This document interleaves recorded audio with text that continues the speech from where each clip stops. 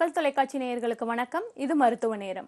இன்றைய மருத்துவ நேர நிகழ்ச்சியில் உடலில் ஏற்படும் பிரச்சனைக்கான தீர்வு குறித்து விளக்கமளிக்கிறார் RS வேலுமணி சித்த ஆயுர்வேத மருத்துவமனையின் பாரம்பரிய வைத்தியர் RS வேலுமணி அவர்கள் மற்றும் சித்த மருத்துவர் ஆனந்தி பிரபா வேலுமணி அவர்கள். வணக்கம். வணக்கம். வணக்கம். இன்னைக்கு முதல்ல நம்ம எலும்பு முறிவு பத்தி பார்க்கலாம். எலும்பு முறிவுக்கு ஆங்கில மருத்துவம் சிறந்ததா இல்ல பாரம்பரிய மருத்துவம் சிறந்ததா அப்படிங்கறத பத்தி சொல்லுங்க. ஆமா, அதாவது என்னதான் இந்த உலகத்துல நவீன மருத்துவம் வளர்ந்திருந்தாலும் எலும்பு முறிவுக்கு பாரம்பரிய மருத்துவம் தான் சிறந்ததுங்கிறதுக்கு நம்ம பல உதாரணங்கள் சொல்ல முடியும். அதாவது பாத்தீங்கன்னா, ஒரு கர்ப்பிணி பெண்களை எடுத்துக்கிடுங்க. கர்ப்பிணி பெண்ணுக்கு எலும்பு முறிவு ஏற்பட்டுட்டு ஒரு வயிற்றுல ஒரு 10 நாள் குழந்தையோ அல்லது ஒரு 45 நாள் குழந்தையோ அல்லது ஒரு 60 நாள் குழந்தையோ வச்சு வளர்த்துக்கிட்டு இருக்காங்க. இந்த கரு வளர்ந்துகிட்டு இருக்கு. அந்த அம்மாவுக்கு கீழே விழுந்து 2 எலும்புகளும் கால் எலும்பு துண்டு 2 துண்டுகளாக முறிவு ஏற்பட்டுட்டுன்னு வச்சுடுங்க. அதாவது ஒரு கர்ப்பிணி பெண்ணு வயிற்றுல குழந்தைய வச்சு வளர்த்துக்கிட்டு இருக்காங்க. ஒரு 60 நாள் சிசுவா இருக்கிட்டு அதுக்கு கீழே விழும்போது காலில் எலும்பு முறிவு ஏற்பட்டுட்டு இப்போ அவங்களுக்கு ஒரு குழப்பம் ஏற்படுது. ஆங்கில மருத்துவத்துக்கு போவோமா அல்லது பாரம்பரிய மருத்துவர்கள்ட்ட கெட்டு போடலாமா அப்படிங்கிறதுல நல்லா யோசித்து பார்க்கணும். சாதாரண மக்களே யோசித்து பார்த்துடலாம். ஒரு கர்ப்பிணி பெண்ணு வயிற்றுல குழந்தைய வச்சு வளர்த்துக்கிட்டு இருக்காங்க, எலும்பு முறிவு ஏற்பட்டுச்சுன்னா ஆங்கில மருத்துவத்தில் அவங்களுக்கு அனஸ்தீசியா கொடுப்பாங்க, மயக்க மருந்துகள் கொடுப்பாங்க. அந்த தோள்களை அறுத்து சதைகளை பிளந்து நல்லா இருக்கக்கூடிய எலும்புகளில் துளையிட்டு, அதாவது 1 இன்ச்சு தான் எலும்பு முறிவு ஏற்பட்டிருக்கும். நமக்கு அந்த எலும்புல 1 இன்ச்சு அளவுக்கு தான் எலும்பு முறிவு ஏற்பட்டிருக்கும். அதை குணப்படுத்துவதற்காக சுமார் 6 முதல் 12 துளைகள் போடுவாங்க. அப்போ இந்த தோலை அறுக்கிறதுக்கு, சதையை பழக்கிறதுக்கு, எலும்புகளில் துளை போடுவதற்கு ஏற்றவாறு மயக்க மருந்து கொடுப்பாங்க, அனஸ்தீசியா போன்ற மயக்க மருந்து. இந்த மயக்க மருந்து உள்ள வயிற்றில் இருக்க அந்த குழந்தைக்கு பாதிப்பு ஏற்படுத்துமா ஏற்படுத்தாதாங்கிறத சாதாரண மக்களே புரிஞ்சுக்கிடலாம். நவீன மருத்துவத்தில் இப்படி அனஸ்தீசியா கொடுத்து கர்ப்பிணி பெண்ணுக்கு வைத்தியம் பார்த்தா என்ன ஆகுங்கிறத சாதாரண மக்களே புரிஞ்சுக்கிடலாம். சரி, அதை விட்டுருங்க. அடுத்தபடியா பாருங்க, அந்த தோள்களை அறுக்கப்படுகிறது, சதைகளை பிளக்கப்படுகிறது, நரம்பு இரத்த நாளங்கள் துண்டிக்கப்படுகிறது சர்ஜரி பண்ணும்போது. அப்போ அந்த உள்புண் ஏற்படுறதுக்கு வாய்ப்பு இருக்கு. அந்த உள்புண்ணை ஆற்றுவதற்காக ஆன்டிபயாட்டிக் மருந்து மாத்திரைகள், அளவுக்கு அதிகமான ஆன்டிபயாட்டிக் மருந்து மாத்திரைகள் எல்லாம் கொடுக்க வேண்டியது இருக்கு. அப்போ அந்த மருந்து மாத்திரைகள் கொடுக்கும்போது வயிற்றில் வளரக்கூடிய குழந்தை என்ன ஆகும் அப்படின்னு சொல்லி சாதாரண மக்களே புரிஞ்சுக்கிடலாம். வலி நிவாரணிகள், நல்லா இருக்கக்கூடிய எலும்புகளில் துளையிடும் போது அங்க எந்த அளவுக்கு கொடுமையான வலி இருக்கும். அந்த தோள்கள் நரம்பு சதையெல்லாம் பிளந்து நரம்பு இரத்த நாளங்களை அறுத்து அறுவை சிகிச்சை பண்ணும்போது அந்த வலியெல்லாம் போக்குவதற்காக வலி மருந்துகள் கொடுக்கப்படும். அப்போ அந்த வலி மருந்துலாம் அளவுக்கு அதிகமாக கொடுக்கும்போது நமக்கு வயிற்றில் இருக்கக்கூடிய குழந்தைகள் என்ன ஆகும் அப்படிங்கிறத சாதாரண மக்களே தெரிஞ்சுக்கிடலாம். ஆனால் பாரம்பரிய மருத்துவம் மிகவும் அறிவியல் பூர்வமானது. எலும்பு முறிவுக்கு பாரம்பரிய மருத்துவம் மிகவும் அறிவியல் பூர்வமானது. வயிற்றில் இருக்கக்கூடிய குழந்தை சிறிதளவும் அதுக்கு ஏதாவது ஒரு சின்ன சேதம் கூட இல்லாமல் 10 நாள் வயிற்றுல குழந்தைய வச்சிருந்தாலும் சரிதான், 60 நாள் வளரக்கூடிய சிசுவை வச்சிருந்தாலும் கருவை வச்சிருந்தாலும் சரிதான், அவங்களுக்கு உள்ளுக்குள்ள எந்த ஒரு மருந்து மாத்திரைகளும் கொடுக்காம, ஒரு லேகியங்களா இருக்கட்டு, ஒரு கஷாயங்களா இருக்கட்டு, அல்லது ஒரு சூரணங்கள் பொடி பவுடர்களா இருக்கட்டு, எந்த ஒரு உள் மருந்துகளுமே கொடுக்காம எலும்பு முறிந்த பகுதிகளை 2 முனைப்பகுதிகளையும் துல்லியமாக ஒன்று சேர்த்து கெட்டி எங்களோட மூலிகை தைலங்கள், மூலிகை மருந்துகளை வைத்து கெட்டு வெளிப்புறம் உள்ள கிடையாது, வெளிப்புறமாக கெட்டும் போது அங்க எலும்பு அணுக்கள் முறிந்த 2 முனைப்பகுதிகளையும் ஒன்னா சேர்த்து கட்டியிருக்கோம்ல, அந்த 2 முனைப்பகுதிகளுக்கிடையே எலும்பு திசு அணுக்கள் ஒன்று கூடி இணைப்பு பாலமாக இணைத்து பிடித்துக் கொள்கிறது. அதன் மேல் கால்சிய படிவங்கள் மேலும் மேலும் படிந்து நல்ல உறுதியுடன் சேர்ந்து கொள்கிறது. இப்படி உறுதியுடன் சேர்ந்த பிறகு எல்லாரையும் போன்று சாதாரண மக்கள் போன்று நடக்க, வலுவான வேலைகள் செய்ய முடிகிறது. அப்போ இப்படி இயற்கையிலே நம்ம உடலை அறிந்த, நம்ம உடம்புல எலும்பு முறிஞ்சா எலும்பு திசு அணுக்கள் அங்கே ஒன்று கூடி இணைத்து பிடித்து கொள்ளும், அதன் மேல் கால்சிய படிவங்கள் படிந்து கொள்ளும் அப்படிங்கிறதை தெல்ல தெளிவாக அறிவியல் பூர்வமாக தெரிந்த நமது முன்னோர்கள். அந்த எலும்பு முறிவுக்கு நமக்கு எந்த ஒரு பக்கவிளைவுகள் இல்லாத சிகிச்சை முறையை நமக்கு கொடுத்துருக்காங்க. ஆனா அன்னைக்கு நவீன மருத்துவத்துல ஒரு சின்ன முடி மாதிரி கிராக்குக்கு கூட அறுவை சிகிச்சை பண்ணணும்னுட்டு அனிஸ்தியா கொடுத்து தோள்களை அறுத்து சதைகளை பிளந்து நல்லா இருக்கக்கூடிய எலும்புகளிலாம் துளையிட்டு இந்த அளவுக்கு ஒரு அறுவை சிகிச்சை தேவையா? சாதாரண எலும்பு முறிவுன்னா சாதாரண தன்னால சேர்ந்து போகக்கூடிய ஒரு விஷயம். நம்ம எங்களோட வைத்தியசாலையில முழுமையா ஒழுங்கா கெட்டு போட்டா அந்த எலும்பு ஒழுங்கா சேரும், இல்லைன்னா வளைஞ்சுக்கிட்டு சேரும், அவ்வளவுதான். மற்றபடி இதுக்கு ஒரு எலும்பு முறிவுனா உயிருக்கோ உடைந்த உறுப்புகளுக்கோ ஆபத்து கிடையாது. இப்படி பல உதாரணங்கள் சொல்லலாம். எலும்பு முறிவுக்கு பாரம்பரிய மருத்துவம் தான் சிறந்ததுங்கிறதுக்கு பல உதாரணங்கள் சொல்லலாம். இப்ப பாத்தீங்கன்னா கேரளாவில் பாருங்க, வயநாடுல பெரிய நிலச்சரிவு, ஏகப்பட்ட உயிரினங்கள் இறந்து போச்சு. பல பல பல ஆயிரக்கணக்கானோர் இறந்து போனாங்க.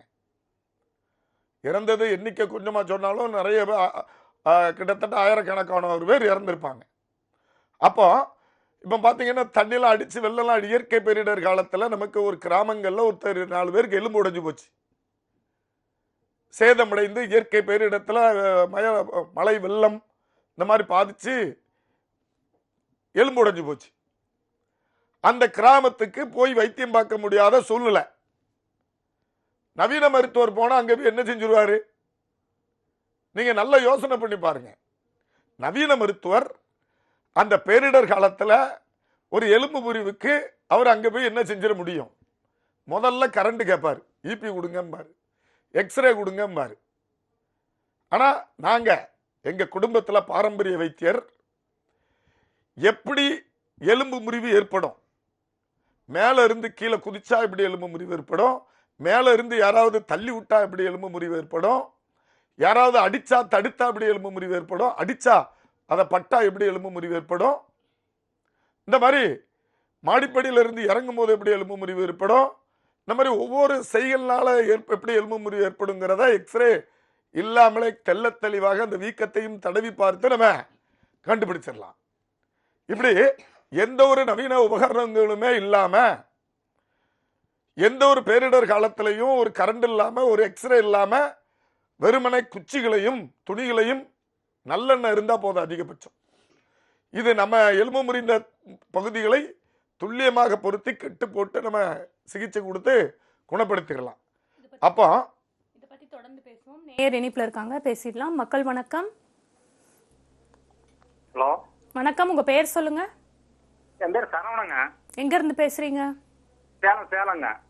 மருத்துவர் இருக்காங்க, உங்களுக்கான சந்தேகங்களை கேளுங்க ஐயா. ஐயா வணக்கம், சொல்லுங்க ஐயா. இந்த கழுத்து வலி ரொம்ப ரொம்ப நாளா 5 வருஷம் மேல இருக்குதுங்க ஐயா. சரி, கழுத்து வலி ஐயா. ஆமாங்க ஐயா. என்ன வேலை பாக்கீங்க? அது சும்மா கூலி வேலை தாங்க ஐயா பார்த்துட்டு இருக்கேங்க ஐயா. கூலி வேலைன்னா என்ன வேலை? காட்டு வேலைங்க ஐயா. இப்போ காட்டு தோட்டத்துல வாட்ச்மேன் வேலை அந்த மாதிரிங்க ஐயா. சரிங்க, விவசாய வேலை, காட்டு வேலை. ஆமாங்க ஆமாங்க ஐயா. ரசாயன உரங்கள்லாம் அடிப்பீங்களா? என்னங்க ஐயா? ரசாயன உரங்கள்லாம் அடிப்பீங்களா? ஆமா ஆமாங்க ஐயா. சரிங்க, இதை போனை கட் பண்ணிருங்க, நான் அதுக்கு விளக்கம் சொல்றேன். அதாவது பாத்தீங்கன்னா, கோயம்பேடு மார்க்கெட்ல பாருங்க, எத்தனையோ பெண்கள் உட்பட ஆண்கள் பெண்கள் எல்லாரும் 50 கிலோ தலையில வெயிட்ட வச்சுக்கிட்டு நடந்து கழுத்துல தலைக்கு மேல 50 கிலோ வெயிட்ட 100 கிலோ வெயிட்ட வச்சு சுமந்து வலுவான வேலைகள் செய்து அவங்க பிழப்ப நடத்திக்கிட்டு இருக்காங்க. தலையில அந்த அளவுக்கு 50 கிலோ 100 கிலோ தலையில சுமந்து ஒரு 1/2 கிலோமீட்டர் நடக்காங்க, அவங்களுக்கு கழுத்து வலி வர்றது கிடையாது. ஜிம்னாஸ்டிக் பண்றாங்க, தலையை கொண்டு தரையில ஊன்றாங்க, உடம்ப மேல தூக்குறாங்க, கழுத்து தான் உடல் எடையை ஃபுல்லா தாங்கிக்கிட்டு இருக்கு, அவங்களுக்கு கழுத்துல வலி வர்றது கிடையாது. பெரிய பெரிய டான்சர் பாருங்க, கழுத்தை இந்த பக்கம் திருப்புவாங்க அந்த பக்கம் திருப்புவாங்க, பார்க்கறதுக்கே பயமா இருக்கும், கழுத்து அருந்து போயிருமோ அப்படிங்கிற அளவுக்கு.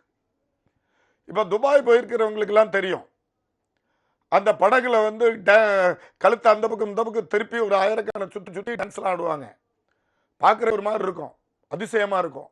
அவங்களுக்கெல்லாம் கழுத்துல வலி வர்றது கிடையாது. இப்படி அந்த கழுத்துக்கு அளவுக்கு அதிகமா ஒர்க்கு கொடுக்கறவங்களுக்கெல்லாம் கழுத்துல வலி வர்றது கிடையாது.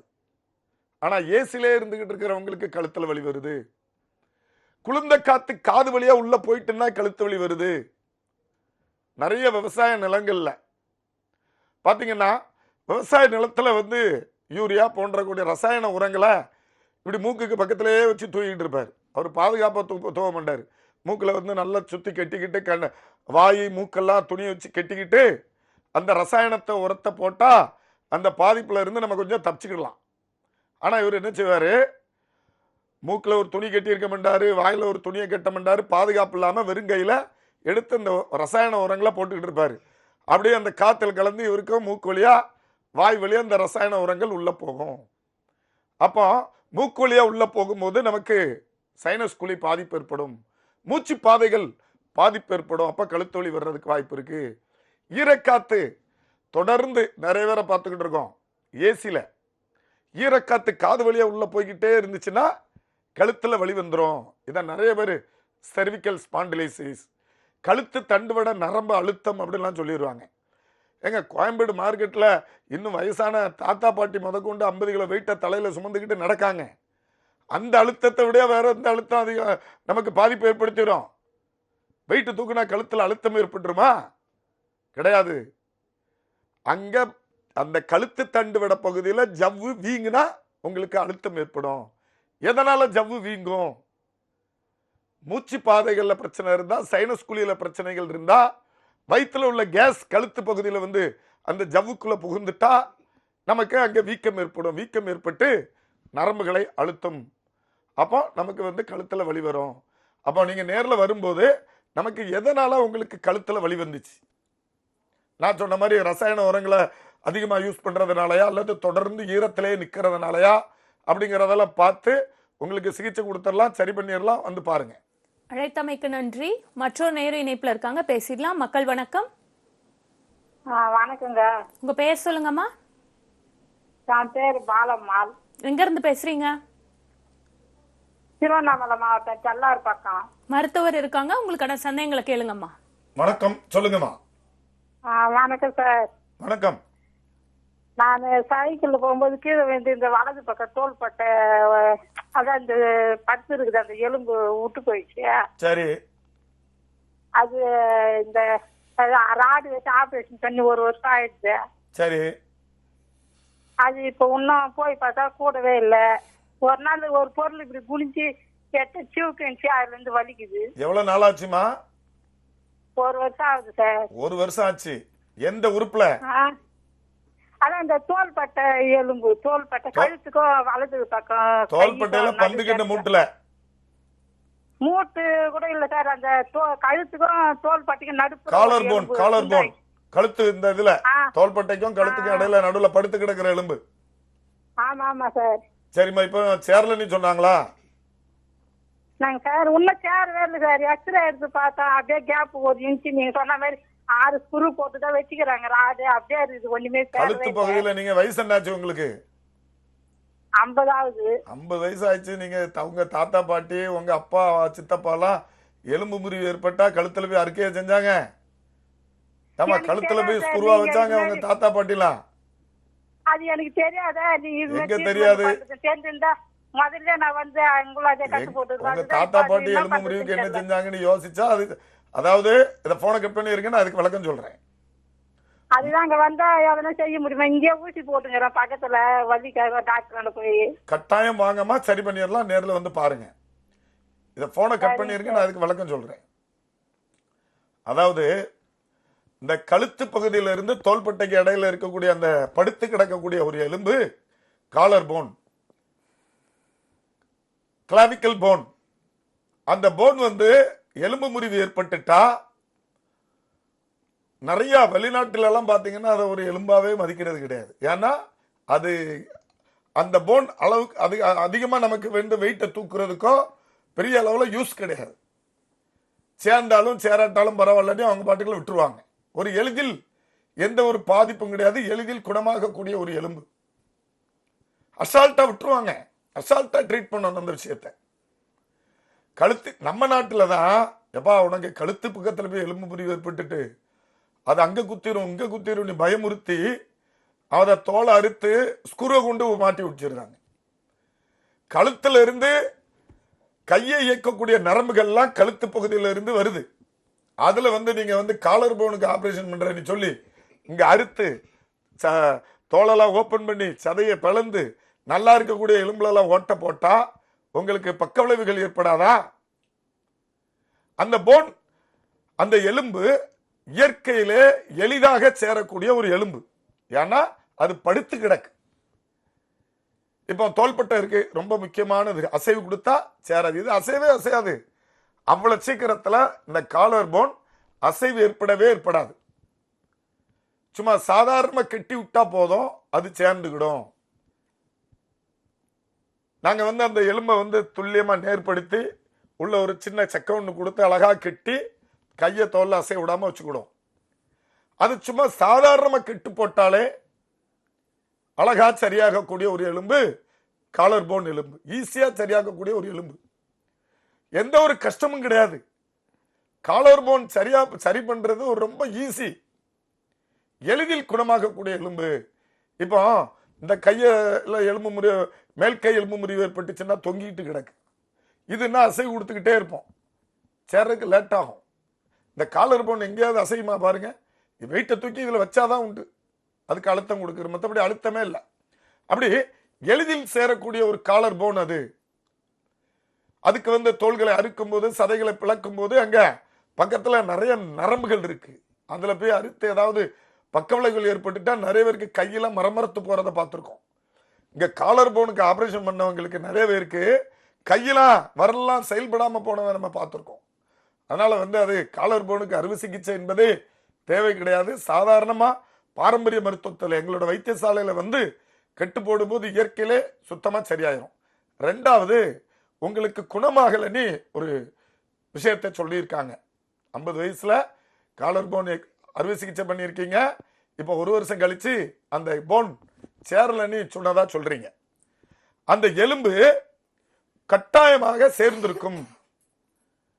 நமக்கு இப்போ ஒரு எக்ஸ்ரே எடுத்து பார்த்தா சேர்ந்த எலும்புகள் எக்ஸ்ரேல சேராத மாதிரியே இருக்கும். அதாவது ஒருத்தருக்கு எலும்பு முறிவு ஏற்பட்டுட்டு எந்த ஒரு மருத்துவத்திலையும் சேர்த்து வைத்து கட்டப்பட்டுள்ளது அல்லது அறுவை சிகிச்சை பண்ணியிருக்காங்க. புதிதாக வளர்ந்திருக்கக்கூடிய எலும்புகள் எக்ஸ்ரேல தெரியாது. 2 முனப்பகுதியும் உடைஞ்சிருக்க பகுதிகளை 2 முனப்பகுதியிலும் பிடிந்து வளர்ந்திருக்கக்கூடிய எலும்புக்கு வயசு 1 வருஷம். இப்ப எக்ஸ்ரேல தெரியாது. இல்ல நேர்ல வந்தீங்கன்னா உங்களுக்கு அந்த அறுவை சிகிச்சைனால உங்களுக்கு அந்த போனை வீக் ஆயிட்டா. ஏன்னா 5-6 ஸ்க்ரூ போட்டா அது என்ன ஆகும்? 50 வயசுல போய் அதே 4 விறக்காடு தான் இருக்கும். அந்த எலும்பு 4 இன்ச்சு தான் இருக்கும். அந்த எலும்புல போய் 4 ஓட்டையை போட்டா 2 இன்ச்சு போச்சு. 2 இன்ச்சு எலும்பு போச்சு. மீதி 2 இன்ச்சு எலும்பு தான் இருக்கு. அதனால வீக்கா இருக்கிறதுக்கு வாய்ப்பு இருக்கு. அதனால வெளியே வர்றதுக்கு வாய்ப்பு இருக்கு. நீங்க நேரில் வந்தீங்கன்னா இதை நம்ம எப்படி பலப்படுத்தலாம், எப்படி குணப்படுத்தலாங்கிறத பார்த்து அதற்கேற்றார் போல சிகிச்சை கொடுத்து குணப்படுத்தலாம் பாருங்க. அழைத்தமைக்கு நன்றி. ஒரு சிலருக்கு பார்த்தீங்கன்னா சர்க்கரை வியாதி அவங்க உணவு முறை சரியாவே பின்பற்றிட்டு வருவாங்க. ஆனா ஒரு வயதுக்கு மேல சர்க்கரை வியாதி வரும். இந்த மாதிரி வயது மூப்பின் காரணமாக சர்க்கரை வியாதி வர்றதுக்கு வாய்ப்பு இருக்கா அப்படிங்கறத பத்தி சொல்லுங்க. இப்ப பாத்தீங்கன்னா வயது மூப்பின் காரணமாக சர்க்கரை வியாதி வருமா அப்படின்னா, வயது மூப்பின் காரணமாக சத்து குறைபாடு ஏற்படுவதன் காரணமாக சிலருக்கு வரலாம். ஏன்னா உணவை அவங்க எடுக்காம இருக்கலாம். அதாவது காலை நேர உணவை எடுக்காம விட்டுருக்கலாம். இல்ல கிடைக்கிறத சாப்பிட்டுட்டு சத்து குறைபாடால வர்றதுக்கு வாய்ப்பு அதிகம் இருக்கதான் செய்யுது. அதாவது வயது மூப்பின் காரணமாக அது ஒரு 20 கொஞ்சம் % தான், 20%க்கும் கம்மி தான். அது நம்மளோட வளர்ந்த நாடுகள், பொருளாதார நிலையில அதிகரிச்ச நாடுகள்ல அந்த சத்து குறைபாடால வரக்கூடிய சர்க்கரை வியாதி கிடையாது. குறிப்பா நம்ம தமிழகத்துல இந்த சத்து குறைபாடுனால சர்க்கரை வியாதி வர்றதில்ல. சில வட மாநிலங்கள்ல அந்த மாதிரி, அதாவது பொருளாதார நிலையில பின்தங்கியுள்ள மாநிலங்கள்ல இந்த மாதிரியான சத்து குறைபாடுனால சர்க்கரை வியாதி வர்றதுக்கு வாய்ப்பு இருக்கு. இப்ப இவங்கெல்லாம் என்ன பண்ணணும் அப்படின்னா, அதாவது என்ன சத்து கிடைக்க பெறலையோ ஒவ்வொரு வயசுலயும் அவங்களோட அவங்க ஹெல்த்துக்கு புரதத்தினோட அளவு தேவை. இப்போ எலும்பு எடுத்துக்கிட்டீங்கன்னா எலும்புக்கு தேவையான கால்சியம் லெவல் தேவை. அந்த எலும்பை அரிக்கக்கூடிய உணவுகள் எடுக்காம எலும்பை பலப்படுத்தக்கூடிய உணவுகள் நம்ம எடுக்கணும். அது மட்டும் இல்ல, நிறைய பேருக்கு வெயிட் லாஸ் ஆகும். இப்ப சர்க்கரை வியாதி இருக்கிறவங்களுக்கு பாத்தீங்கன்னா நிறைய பேருக்கு வெயிட் லாஸ் ஆகும். இது இன்னைக்கு பாத்தீங்கன்னா நம்மளோட ஹாஸ்பிட்டல்ல கூட ஒரு அம்மாவுக்கு சர்க்கரை வியாதினால ஒரு பக்கம் மசில்ஸே லாஸ் ஆயிருச்சு. அப்போ மசில்ஸ் லாஸ்னா என்ன ஆகும்? புரதங்களும் லாஸ் ஆகும். இப்ப இந்த மாதிரியான புரத லாஸ், அதாவது பொதுவாகவே சக்கரை வியாதி இருக்கிறவங்களுக்கு யூரின் வழியாக புரதங்களும், அதாவது யாருக்கெல்லாம் யூரின் வந்து நொர நொறையா போகுதோ அவங்களுக்குலாம் அதிகப்படியானோருக்கு சக்கரை வியாதி உள்ளவங்களுக்கு இந்த புரதங்கள் அந்த யூரின் வழியாக வெளியே, எப்படி கெட்ட பொருள்கள் யூரின் வழியாக வெளியேறதுக்கு வாய்ப்பு இருக்கோ நல்ல பொருட்களும் வெளியேறதுக்கு அதிக வாய்ப்பு இருக்கு. அதனாலதான் இவங்களுக்கு வந்து பாத்தீங்கன்னா நொறையா போறது. யாருக்கெல்லாம் சக்கரை வியாதி இருக்கிறவங்களுக்கு நொறையா யூரின்ல வெளியில போகுதோ அவங்களுக்கெல்லாம் அதிகமா நமக்கு வந்து புரதத்தின் அளவு அது வழியா வெளியில போயிட்டு இருக்குன்னு அர்த்தம். அப்போ இவங்களுக்கெல்லாம் மசில்ஸ் லாஸ் ஆகும், கூடவே சேர்ந்து புரதமும் லாஸ் ஆகும். அப்போ அந்த மாதிரி சூழ்நிலையில என்ன ஆகும் அப்படின்னா இவங்களோட ரத்தத்துல சர்க்கரை அதிக அளவுல சுத்திக்கிட்டு இருக்கு. இன்சுலினோட அளவு அதிகமா இருக்கனால சர்க்கரை தேவைக்கு அதிகமான சர்க்கரை உடலுக்குள்ள செல்களுக்குள்ள எடுக்கப்படாத சர்க்கரை என்ன ஆகுது அப்படின்னா கெட்ட கழிவுகள் அது எல்லாம் ரத்தத்திலேயே திரும்பவும் சுத்திக்கிட்டு எங்கெல்லாம் போய் அவங்களுக்கு வீக்கான இடங்கள்ல அந்த மசில் லாஸ் ஆகி புரதம் லாஸ் ஆகி இருக்கிற அந்த லிகமெண்டுக்குள்ள போய் கெட்ட சர்க்கரை அமிலங்கள்லாம் போய் கோர்க்கிறதுனால இவங்களுக்கு அந்த பகுதியில வலி வருது. அப்ப இந்த பகுதியில வலி வருதுன்னு இவங்க இன்னொரு பகுதிக்கு அதிக எடையை கொடுக்காங்க. ஒருத்தர் வந்து 80 கிலோ உடல் எடை இருக்காங்க அப்படின்னா ஒரு 60 கிலோ எடைய அந்த வலி இருக்கிற காலுக்கு கொடுக்காம இன்னொரு பக்க காலுக்கு கொடுத்து அவங்களோட ஃப்ரேமை சேஞ்ச் பண்ணிடுறாங்க. ஏன்னா அதிகப்படியான எடையை ஒரு சைடுக்கு கொடுத்துடுறாங்க. அதாவது வலி இருக்கக்கூடிய காலுக்கு கொஞ்சம் எடையை, அதாவது 20 கிலோ எடையை தாங்குற மாதிரி அவங்க பேலன்ஸ் பண்ணி நடக்கிறதுனால என்னன்னு பாத்தீங்கன்னா இந்த சர்க்கரை வியாதி மாதிரியான இருக்கிறவங்களுக்கு ஒரு பக்கம் காலை சாச்சு நடக்கிறதுனால அந்த இடத்துலயும் அவங்களுக்கு அதிகப்படியான சர்க்கரை அமிலங்கள் வந்து அதிகப்படியான புரோட்டீனும் லாஸ் ஆகுது, சத்தும் குறைவா இருக்கு, அதிகப்படியான சர்க்கரை அமிலங்கள் அதாவது கழிவா வெளியேறக்கூடிய அந்த சர்க்கரை அமிலங்கள் உள்ளுக்குள்ள போய் இன்னொரு அதிக எடை கொடுக்கிற காலில் போய் அந்த ஜவ்வுக்குள்ள அவங்களுக்கு வந்து தங்குறதுனால அந்த பகுதிகளில் வலிகள், முட்டுகளில் வலி, வீக்கம் இதனால ஏற்பட்டு அவங்களுக்கு நடப்பதில் கஷ்டம் ஏற்படுது. முட்டில் மட்டும் பிரச்சனை இருக்கா அப்படின்னா இடுப்பை சாச்சு நடக்கிறதுனால அவங்களுக்கு இடுப்பு பகுதியிலையும் வலி ஏற்பட்டு அதே அமிலம் சர்க்கரை அதாவது அதிகப்படியான கெட்ட சர்க்கரை அமிலங்கள் இடுப்பு பகுதியிலையும் போய் அந்த இடத்துல ஸ்டோர் ஆகி அந்த ஜவ்வுக்குள்ள போய் இருந்துகிட்டு தண்டுவட நரம்ப, அந்த இடுப்பு பகுதியில வரக்கூடிய தண்டுவட நரம்ப அதுல அழுத்துறதுனால அந்த பாதிப்பு, அதாவது லம்பார் பகுதியில லம்பார் ஸ்பாண்டுலைசிஸ் வருது, L4 L5 பல்ஜ் கூட வருது.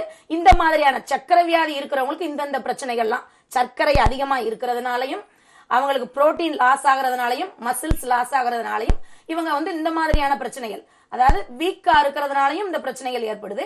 வீக்கா இருக்கிறதுனால அந்த அதிகப்படியான சர்க்கரை அமிலங்கள் அந்த இடத்துல போய் வீக்கான இடங்கள்ல போய் டெபாசிட் ஆகுறதுனால இவங்களுக்கு பாத்தீங்கன்னா முட்டி வலி ஏற்படுது, இடுப்பு வலி ஏற்படுது. அதே மாதிரிதான் கணுக்கால் பகுதியிலையும் அந்த இடுப்பு பகுதியில வரக்கூடிய அந்த நரம்பை, மூளை தண்டுவட நரம்பை, அதாவது காலை இயக்கக்கூடிய தண்டுவட நரம்பை இடுப்பு பகுதியிலேயே அழுத்தப்படுவதனால இடுப்புக்கு கீழே, அதாவது முட்டி பகுதி, கணுக்கால் பகுதி, அப்புறம் பாத்தீங்கன்னா கணுக்கால சிலருக்கு பாத்தீங்கன்னா சர்க்கரை இருக்கிறவங்களுக்கு கணுக்கால் பகுதியை சுத்தி வீக்கம் ஏற்பட்டுரும். ஏன்னா அவங்களுக்கு சரியா யூரின் வழியாக அந்த சர்க்கரை அமிலங்கள் வெளியேறாம கணுக்கால் பகுதியை சுத்தி வீங்கி இருக்கும். அழுத்தினீங்கன்னா ஒரு குழி விழுற அளவுக்கு அவங்களுக்கு அமுக்குப்படும் அந்த இடம், அதாவது லூசா கொலன்னு அந்த இடத்துல இருக்கும், அமுக்குப்படும். அப்போ காலை சுத்தி அந்த சர்க்கரை அமிலங்கள் சேர்ந்து இருக்கிறதுக்கு அதிக வாய்ப்பு. அப்போ அதை அவங்க அப்படி இருக்கும். அதை அப்படி கவனிக்காம இருக்கிறவங்களுக்கு என்ன ஆகும் அப்படின்னா அந்த ரத்த ஓட்டத்தின் அளவு வந்து அங்க போறது தடைபட்டுரும். அப்போ அவங்களுக்கு அந்த இடமே கணுக்கால் பகுதியை கருத்து போறதுக்கு வாய்ப்பு இருக்கு. அப்புறமா பாத்தீங்க அப்படின்னா கணுக்கால் எந்த அளவுக்கு கருத்து போகுதோ அந்த இடத்துல உள்ள கெட்ட அமிலங்கள் இருக்கு இல்லையா, அப்போ உள்ள அந்த தசை பகுதிகளிலையும் ஒரு உள்புண் ஏற்படுது. அப்போ உள்புண் ஏற்பட்டு அந்த இடத்துல ஸ்வெல்லிங் இருந்துகிட்டே, அதாவது ரொம்ப கண்டினியூஸா அந்த இடத்துல ஸ்வெல்லிங்கும் இருக்கு. பிளஸ் பாத்தீங்கன்னா அந்த தசைகளையும் அந்த கெட்ட அமிலங்கள் வந்து அரித்து உள்ள வரைக்கும், அதாவது வெளிப்பகுதியிலும் புண், சிலருக்கு டயபெட்டிக் அல்சர்னு சொல்லக்கூடிய புண் ஏற்படுது. தசைகளில் உள்புண் ஏற்பட்டு உள்ள போன் வரைக்கும் அது பாதிச்சு, உள்ள போன் மேரோ வரைக்கும் பாதிச்சு உள்ள இருந்து ஒரு வெளியில ஒரு நீர் வடிஞ்சுக்கிட்டே, வெள்ளை கலர் நீரோ திரவம் வடிஞ்சுக்கிட்டு இருக்கிற மாதிரி ஆன புண் ஏற்படுது. அதுதான் டயபெட்டிக் அல்சர்.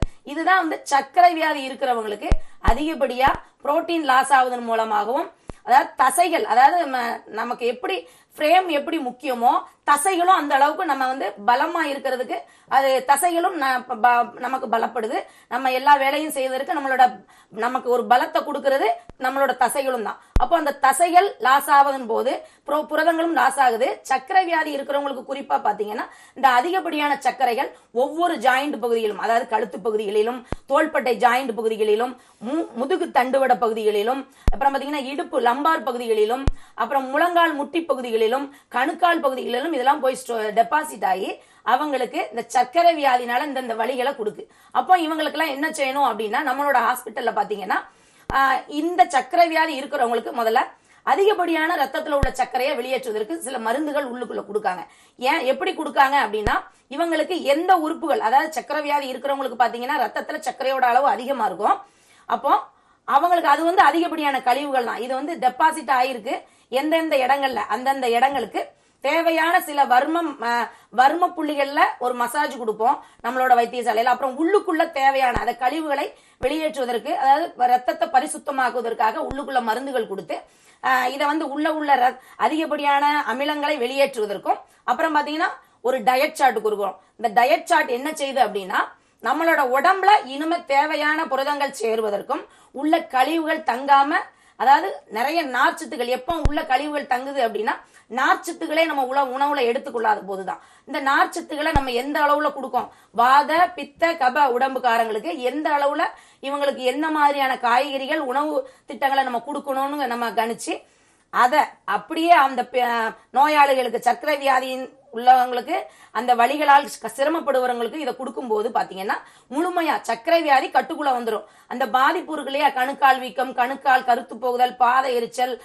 கால்கனியல் ஸ்பர், முழங்கால் முட்டு வலி, இடுப்பு வலி, கழுத்து வலி, தோள்பட்டை வலி, ஃப்ரோசன் ஷோல்டர்னு சொல்லுவாங்க. இது எல்லாமே சர்க்கரை வியாதினால் ஏற்படக்கூடிய பாதிப்புகள் தான். இதை எல்லாத்தையுமே முழுமையா முற்றிலும் இவங்க ஆர்டினரியா எல்லா மனிதர்களையும் போலவும் வலிகள் இல்லாம அவங்க வேலையை செய்யறதுக்கு நம்ம மருத்துவமனையில கொடுக்கிற மருந்துகள் முழுமையா அவங்களுக்கு சர்க்கரை வியாதியை கட்டுக்குள்ளும் கொண்டு வர முடியும். சர்க்கரை வியாதினால் ஏற்படக்கூடிய பாதிப்புகள் இருக்கு இல்லையா, இதை மொத்தமா அவங்க இந்த மாதிரியான வலி இருந்ததுக்கான அடையாளமே இல்லாத மாதிரி முழுமையா குணமாகி நல்லா எல்லா மனிதர்களை போல சந்தோஷமா வாழ முடியுது. நேர் இணைப்புல இருக்காங்க, பேசிடலாம். மக்கள் வணக்கம். மக்கள் வணக்கம், நேர் இணைப்புல இருக்கீங்க, பேசுங்க. மேடம், குதிகால் எலும்பு உடைஞ்சி இருக்கு மேடம். மருத்துவர் சொல்லுங்க. சொல்லுங்க. அதுக்கு விழுப்புரத்துல கட்டு போடுறாங்க. அது நீங்க உங்க இதுதான் இருக்குங்களா சார், இல்ல சென்னை தான் சார் வரணுமா சார்? ஆமா, எங்களுக்கு விழுப்புரத்துல பிரான்ச் கிடையாதுங்க. அதாவது குதிங்கால்ல மேல இருந்து குதிச்சிட்டீங்களா? ஆமாங்க சார். என்ன வேலை பாக்கீங்க? பிளம்பிங் வேலைங்க சார். பிளம்பிங் வேலை, மேல இருந்து கீழே குதிச்சிட்டீங்க அப்படிதானே? ஆமா சார். எவ்வளவு நாள் ஆச்சு? 15 நாள் ஆகுதுங்க சார். 15 நாள் ஆச்சு. சரி, இது காலை கீழே ஊனக்கூடாது. சரிங்க சார். காலை சிலர் கட்டு போட்டு கீழே ஊனச்சு வச்சிருந்தாங்க. காலு கீழே படக்கூடாது, தரையில படக்கூடாது. ஒரு 40 நாளைக்கு இந்த காலை கீழே ஊனாம வச்சிருக்கும் போது சரியாயிரும்.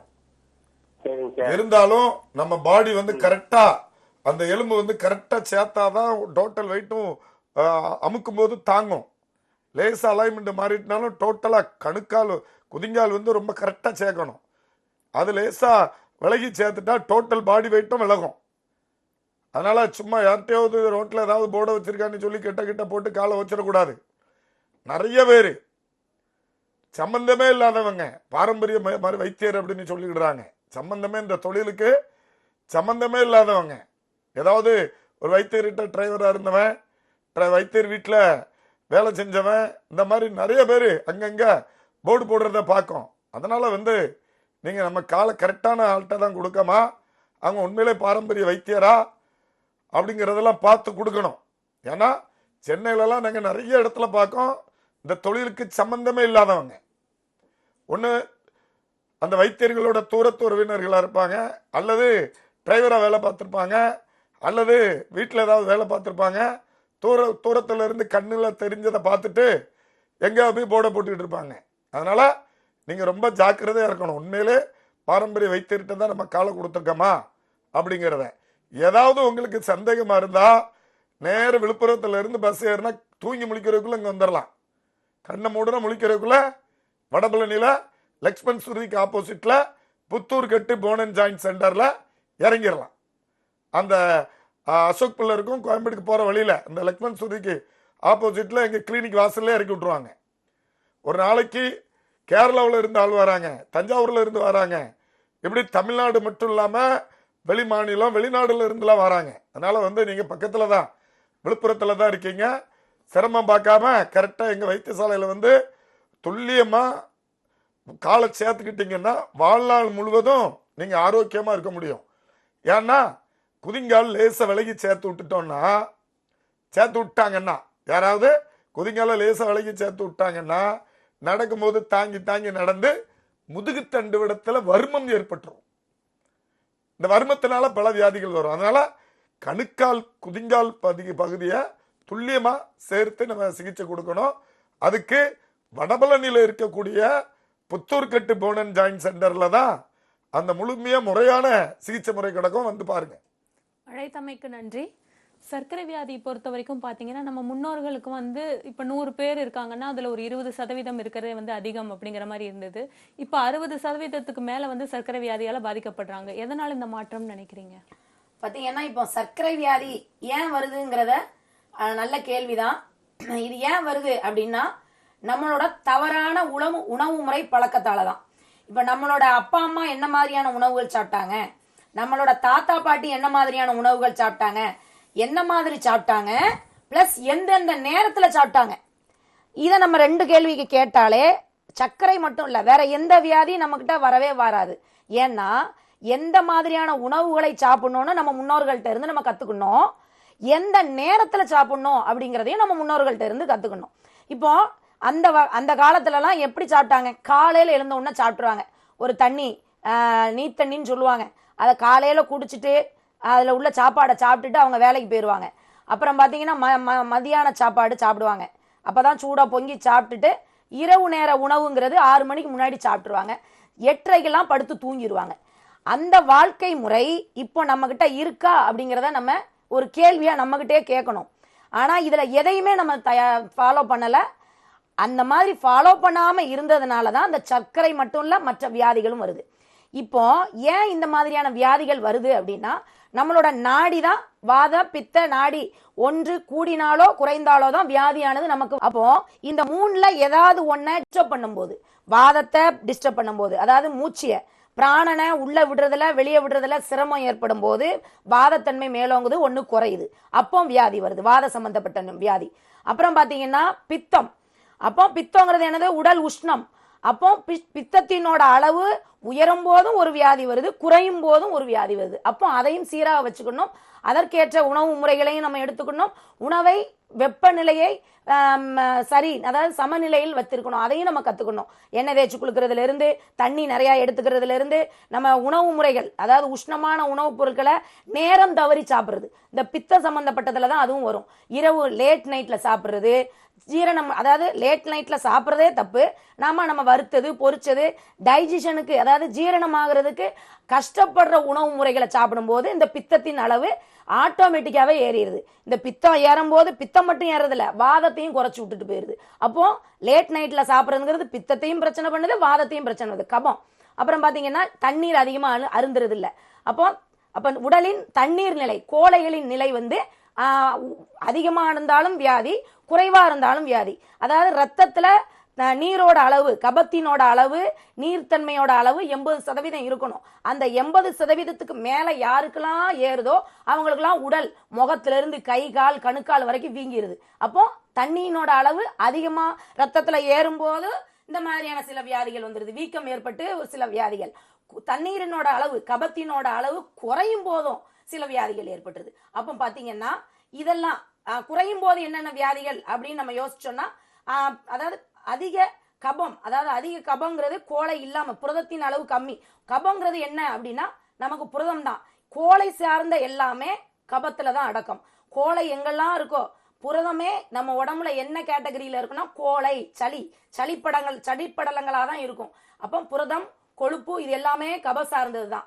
அப்போ இதெல்லாம் கூடும் போதும் வியாதிகள், குறையும் போது வியாதிகள். அப்போ நம்ம இத முறையா நம்மளோட உணவு முறைகளையும், அதாவது இயற்கையான நம்மளோட பாரம்பரிய உணவுகளை நம்ம சாப்பிட்றோமா அப்படிங்கிற கேள்விக்குறியையும் நம்ம கிட்ட நாமே கேட்டுக்கிடணும். நம்ம டைம் தவறி நேரத்துக்கு சாப்பிட்றோமா அப்படிங்கிறதையும் கேட்டுக்கணும். இதுதான் அந்த காலத்திலே வழிபாட்டு முறைகளா இருந்தது. எப்படின்னா நம்மளோட குலதெய்வங்கள் கோயில்கள், மிக அருகாமையில் உள்ள கோயில்கள் எல்லாம் பாருங்க, எந்த காலையிலேயே நைவேத்தியம் பண்ணிடுவாங்க.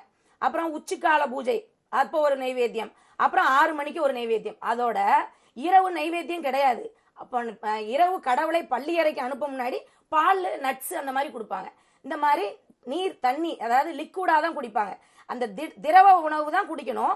திட உணவுகள் 6 மணிக்கு முன்னதாக எடுத்துடணும். இதுதான் நம்மளுடைய பாரம்பரிய உணவு முறை, இயற்கை முறையாக இருந்துச்சு. ஆனா இன்னைக்கு நம்மள இந்த சிஸ்டத்தை யாரெல்லாம் ஃபாலோ பண்ணுங்கிறத நம்மளே கேட்டுக்கணும். இதுவரைக்கும் ஃபாலோ பண்ணாதவங்க இனிமையாவது நம்மளோட மத சார்ந்த எல்லாமே எல்லா மதமுமே என்ன சொல்லுதுன்னா அந்த நேரத்துக்கு சாப்பிட சொல்லுது. அந்த உணவு அதாவது மூதாதையர்கள் அதாவது நம்மளோட முன்னாடி உள்ளவங்க நம்ம அப்பா பாட்டி தாத்தா இவங்கெல்லாம் என்ன மாதிரியான உணவுகளை எடுத்துக்கிட்டாங்களோ அதை தான் நம்ம முன்னோர்கள் சாப்பிட சொல்றாங்க, அதை தான் நம்ம ஃபாலோ பண்ண சொல்றோம். அதுதான் இயற்கை வைத்தியம். இதை ரெண்டையும் செஞ்சாலே அதாவது எந்த வியாதியும் வராது. குறிப்பா சர்க்கரை வியாதி இருக்கிறவங்களுக்கு அப்படின்னு நம்ம பார்த்தோம்னா அதாவது சாப்பாடை ஸ்கிப் பண்றதும் தப்பு. இப்ப நிறைய பேருக்கு பாத்தீங்கன்னா இளம் வயதினருக்கு சர்க்கரை வியாதி வருது. காரணம் ஏன் அப்படின்னீங்கன்னா காலையில யாருமே உணவு சாப்பிடுறது கிடையாது. காலையில சாப்பிடாமே இருக்கிறது கரெக்டா அவங்களுக்கு 30 வயசுலயே சர்க்கரை வியாதி வந்துடும். ஏன்னா இவங்க ஒரு 10 வருட காலமா காலை உணவை ஸ்கிப் பண்ணுவாங்க. காலை உணவை ஸ்கிப் பண்றவங்க எல்லாருமே கவனத்தில் வைக்க வேண்டியது என்ன அப்படின்னு பாத்தீங்கன்னா நம்மளோட உணவுக்குள்ள செரிமான மண்டலத்துல பித்த நீரை லிவர் சுரந்து ரெடியா வச்சிருக்கோம். நைட்டு நம்ம தூக்கத்துல காலை உணவை நம்ம சாப்பிடுவோம். அதை டைஜஷன் பண்றதுக்கு பித்த நீர் பைல் ஜூஸ் வந்து நிறைய அங்க இருக்கும், திக் கன்சிஸ்டன்சில இருக்கும். இது எல்லாம் நம்ம காலை உணவை சாப்பிடாம இருக்கும்போது என்னன்னா நம்ம குடல்ல உள்ள மியூக்கஸ் எல்லாம் சாப்பிட்டு குடலை பழுதடைய வச்சிருது. அதன் மூலமாக சர்க்கரை வியாதி வருது. அப்போ லிவர் கெட்டு போகுது, கணையம் கெட்டு போகுது, சுகர் தன்னால வந்துருது. அப்போ காலை உணவை ஸ்கிப் பண்றவங்களுக்கு சர்க்கரை வியாதி வருது. இல்ல உணவு முறையை மாற்றமா எடுக்கிறவங்களுக்கும் சர்க்கரை வியாதி வருது. சரி, எங்களுக்கு சர்க்கரை வியாதி வந்துடுச்சு, இதுல இருந்து நாங்க எப்படி எங்களோட வாழ்க்கை முறையை கொண்டு போகணும், சர்க்கரையை எப்படி கட்டுக்குள்ள வச்சுக்கணும், சர்க்கரை வியாதினால் வரக்கூடிய பாதிப்புகள் எங்களுக்கு வராம இருக்கணும், நாங்க வலிகள் இல்லாம இருக்கணும் அப்படின்னீங்கன்னா அதற்கும் நம்மளோட இயற்கை மருத்துவத்துல நிறைய சொல்லியிருக்காங்க. என்னன்னா நம்மளுடைய உணவு கட்டுப்பாடு தான் இதுல முக்கியமா. மருந்து எப்படி 50% வேலை செய்தோ இன்னொன்று உணவு முறை 50% நமக்கு நம்மளோட உணவின் மூலமாக நம்மளுடைய நம்ம நோயை வந்து சரி பண்ணலாம். அப்போ இவங்களுக்கு நம்மளோட ஹாஸ்பிட்டல்ல பாத்தீங்கன்னா உணவு முறையின் மூலமாக சர்க்கரை வியாதியை கட்டுப்பாட்டுக்குள்ள வைக்கிறதுக்கு நம்ம உணவுகள் கொடுக்கும். என்ன அப்படின்னா நாம புதுசாலாம் கிடையாது, எல்லாம் நம்மளோட பழகுன நம்மளோட இயற்கை முறையில உள்ள காய்கறிகளை தான். காய்கறிகள்ல அவ்வளோ இருக்கு. என்னன்னா ஃபைபர் கண்டென்ட். இப்போ நம்ம வந்து நிறைய புரதங்கள் எடுத்துக்கிறோம், கார்போஹைட்ரேட் அளவுக்கு அதிகமா எடுத்துக்கிறோம். ஆனா நம்ம என்னதை எடுக்கிறதில்ல, நார்ச்சத்துக்களை எடுக்கிறதே தவறிட்டோம். நார்ச்சத்துகள் என்ன வேலை செய்யுது அப்படின்னா நம்மளோட உடல்ல தேவையில்லாத வாயுக்கள் கழிவுகளை முறையா வெளியேற்றி புஷ் பண்ணி கழிவுகளாக வெளியேற்றுது. அதாவது நமக்கு உடம்புல நவத்வாரங்களை கடவுள் கொடுத்துருக்காரு. ஏன் அப்படின்னா நவத்வாரங்கள் மொழியாக தான் நமக்கு ஒரு சில நவத்வாரங்கள் வழியாக நம்ம பிராணன் வந்து உள்ளுக்குள்ள இழுக்கப்படுது. கெட்ட அதாவது கார்பன் டை ஆக்சைடு மாதிரியான கழிவுகள் ஒரு பக்கமா வெளியேற்றப்படுகிறது. இதற்கு தான் இந்த நவத்வாரங்கள் படைக்கப்பட்டது. அப்போ நவத்வாரங்களில் எதன் கழிவுகள் எந்தெந்த வழியா வரணுமோ அந்தந்த வழியாக அந்தந்த கழிவுகள் வெளியாகும் போது நமக்கு நோய்களே வர்றதில்லை. அப்போ வயிற்றுல உள்ள கழிவானது கீழ் வழியாக போகும்போது மட்டும்தான் உடம்பு வந்து நலமா இருக்கும், நம்ம ரத்தம் பரிசுத்தமா இருக்கும். இது எல்லாமே எப்போ அப்படின்னா கழிவு எந்த பக்கமா போகணுமோ அந்த பக்கமா போயிடணும். பாத்தீங்கன்னா சுவாசம் நல்ல பொருள் எந்த பக்கமா போகணுமோ அந்த பக்கமா தான் நல்ல பொருள்கள் போகணும், கெட்ட பொருள் எந்த பக்கமா போகணுமோ அந்த பக்கம் தான். இப்போ உதாரணத்துக்கு பாத்தீங்கன்னா நம்ம வீட்டுல நிறைய குப்பைகள் சேர்த்துட்டோம், கழிவுகள் நிறைய அளவுக்கு மீறி நிறைய பெரிய பெரிய பொட்டலங்களா வச்சுட்டோம். அப்போ அந்த கழிவுகளை வீட்டுல உள்ள கழிவுகளை அதாவது எந்த பக்கமா வெளியேற்றணும் அப்படின்னா ஒண்ணு முன்வாசல் வழியாக வெளியேற்றணும், இல்லைன்னா பின்வாசல் வழியாக வெளியேற்றணும். இதுதான் கழிவுகளை வெளியேற்றுவது முறை. எங்க கிட்ட நிறைய வசதி இருக்கு, அதனால செவுருல ஒரு பகுதியை உடைச்சி எடுத்து அந்த கழிவுகள் எல்லாம் செவுரு உடைச்சி எடுத்து அந்த பகுதி வழியா கழிவுகள் எல்லாம் குப்பைகள் எல்லாம் எடுத்துட்டு திரும்ப நாங்க எங்களுக்கு வசதி இருக்கு செங்கல் திருமையை வச்சு திருமையை நாங்க பூசிக்கிடுவோம்னா அது முறை கிடையாது. அதுதான் நம்மளோட சித்த வைத்தியம் என்ன சொல்லுது அப்படின்னா முறையா அதன் கழிவுகளை அதன் வழியாக. இப்ப உடல்ல நுரையீரல் கழிவு இருந்தா நுரையீரல் கழிவுகளை எந்த பக்கமா வெளியேற்றணும், சுவாச மண்டலத்தில் உள்ள கழிவுகளை எப்படி வெளியேற்றணும், அப்புறம் பாத்தீங்கன்னா காதுகளின் வழியாக எல்லா பக்கமே நமக்கு சுவாசம் உள்ள போகுது வெளியே வருது. அப்போ முறையா அதாவது ஜீரண மண்டலத்தில் உள்ள கழிவுகள் முறையா கீழே கூடி தான் வெளியேறணும், மலம் வழியாகவும் ஜலம் வழியாகவும் தான் வெளியேற்றப்படணும். அப்புறம் பாத்தீங்கன்னா கோழைகள் இங்க செஸ்ட் பகுதியில் உள்ள கப பகுதிகளில் உள்ள நுரையீரல் கழிவுகளை சுவாசம் மூக்கின் வழியாகவும் மிஞ்சி அதை நம்ம மருந்துகள் கொடுக்கும் போது உள்பக்கம் வழியாக சில சிறுகுடல் வழியாக பெருங்குடல் வழியாக கீழையும் தள்ள அதுக்கு மருந்துகள் கொடுக்கிறோம். அப்புறம் எதை எந்தெந்த கழிவுகளை எந்தெந்த முறையாக வெளியேற்றணுங்கிறத நம்ம சித்த வைத்திய முறைகள் நம்மளோட ஹாஸ்பிட்டல்ல பாத்தீங்கன்னா அதை முறையா வெளியேற்றி முறையா வெளியேற்றி இவங்களுக்கு கழிவுகள் உள்ள சேராம தடுக்கும் போதே இந்த அதாவது சர்க்கரை இருக்கிறவங்களா இருக்கட்டும், வாதம் அதிகமா இருக்கிறவங்களா இருக்கட்டும், கபம் அதிகமா இருக்கிறவங்களா இருக்கட்டும், பித்தம் அதிகமா இருக்கிறவங்களா இருக்கட்டும், இதனால பாதிக்கப்படக்கூடிய எந்த வியாதியா இருந்தாலும் முழுமையா குறைச்சி சர்க்கரையும் கட்டுப்பாட்டுக்குள்ள வச்சு இவங்களுக்கு எந்த நோய் அதாவது நோய் வந்ததுக்கான அடையாளம் இல்லாமல் அவங்க வலி இல்லாத உடம்போடு எல்லா வேலையும் எல்லாரை போலையும் செய்ய முடியும். ஒரு சிலர் பார்த்தீங்கன்னா எலும்பு முறிவுக்கு வந்து பாரம்பரிய வைத்தியம் தான் சரியானதுன்னு தெரிஞ்சிருக்கும். இருந்தாலும் வந்து உடனே பழைய வேலைக்கு நம்ம போயிடலாம், ஆங்கில மருத்துவத்தில் வந்து ஒரு அறுவை சிகிச்சை பண்ணோம்னா நம்ம உடனே பழைய நிலைக்கு போயிடலாம் அப்படிங்கிற மாதிரி எண்ணத்தினால அதுக்கு போவாங்க. அது எந்த அளவுக்கு அறியாமை அப்படிங்கிறத பற்றி சொல்லுங்க. ஆமா, அதாவது பாத்தீங்கன்னா நம்ம நிறைய விளம்பரங்கள் பார்க்கோம். பாரம்பரிய மருத்துவத்திலையும் சில விளம்பரங்கள் பேராசையை காமிச்சு, அதாவது பாதிக்கப்பட்டவர்களை அவங்களுக்கு தூண்டி விட்டு, ஆசையை தூண்டி விட்டு ஏமாற்றப்படுறத நம்ம பார்க்கோம். நவீன மருத்துவத்திலையும் ஆசையை தூண்டி விட்டு ஏமாற்றப்படுறத நம்ம பார்க்கோம். இப்போ சில பாரம்பரிய மருத்துவத்திலையும் பார்த்தீங்கன்னா எங்ககிட்ட அதிசய மூலிகை இருக்கு, 7 நாள்ல எலும்பு ஒட்டிரும் அல்லது 5 நாள்ல ஒட்டிரும் அப்படின்னு சொல்லி யூடியூப்லாம் வர்றதை நம்ம பார்க்கோம். எலும்பு முறிஞ்ச பகுதி 5 நாள்ல ஒட்டிருந்தோம் அப்படின்னு சொல்லி அதை நம்பி போய் ஏமாந்து போறவங்களையும் நம்ம பார்க்கோம். அதே மாதிரி பார்த்தீங்கன்னா நவீன மருத்துவத்தில் நாங்க 2 நாள்ல நடக்க விட்டுருந்தோம், ஒரே வாரத்தில் வேலைக்கு போயிடலாம் அப்படின்னு சொல்லி அந்த ஆசையை தூண்டி விட்டு அவங்க ஏமாற்றப்படுறதை நம்ம பார்த்துக்கிட்டு இருக்கோம். உண்மையிலே ஒருத்தருக்கு வந்து எலும்பு முறிவு எப்ப குணமாகும் அப்படின்னு பார்க்கும்போது அங்க ஏற்பட்டிருக்கக்கூடிய எலும்பு முறிவோட வடிவத்தை பொறுத்தது. இப்போ நம்ம ஒட்டிச்செடி வைக்கோங்க, ஒட்டிச்செடி, அந்த ஒட்டிச்செடியில எவ்வளவு அழகா கிராஸா கட் பண்ணி இருப்பாங்க பார்த்திருக்கீங்களா? யாராவது ரவுண்டா கட் பண்ணி ஒட்டிச்செடி ஒட்டுறத பார்த்திருக்கீங்களா? கிடையாது. கிராஸா கட் பண்ணனா அது ஒட்டுறதுக்கு வசதியா இருக்கும். எலும்பு முறிவு ஏற்படும் போது நமக்கு அங்க கிராஸா கட் ஆகி இருந்துச்சுன்னா நமக்கு இப்படி வச்சு கட்டி அதை ஒண்ணுக்கு ஒண்ணு சேர்வதற்கு ஈஸியா இருக்கும். அது இப்படி சேர்றது வந்து பாத்தீங்கன்னா அது முறிவு ஏற்பட்ட வடிவத்தை பொறுத்தது. ரவுண்ட் வடிவுல அருவா வச்சு வெட்டின மாதிரி அழகா இந்த ஸ்லைஸ் போட்ட மாதிரி அங்க முறிவு ஏற்பட்டு இருந்ததுன்னா எலும்பு சேர்வதற்கு லேட் ஆகும். அடுத்தபடியாக வயதுக்கேற்றார் போல ஒரு குழந்தைக்கு எலும்பு முறிவு ஏற்பட்டுட்டு அதிகபட்சமாக 10 to 15 நாளைக்குள்ள சரியா வரும். ஒரு 5 வயசுக்கு ஒரு 5 வயசு வரையில உள்ள குழந்தைகளுக்கு சரி, 5 to 15 வயது உள்ள குழந்தைகளுக்கு அதிகபட்சமாக 20 நாளைக்குள்ள நமக்கு எந்த ஒரு முறிவா இருந்தாலும் குணமாயிரும். அதுக்கு பிறகு பாத்தீங்கன்னா 15 வயசுல இருந்து ஒரு 20-25 வயசு வரைக்கும் பாத்தீங்கன்னா ஒரு மாசம் எடுத்துக்கிடும் எலும்பு முறிவு குணமாகுவதற்கு. அதற்கு மேல எந்த ஒரு வயசா இருந்தாலும் அதிகபட்சமாக 45 நாள் 40 நாள்ல இருந்து 60 நாட்கள் எடுத்துக்கிடும்.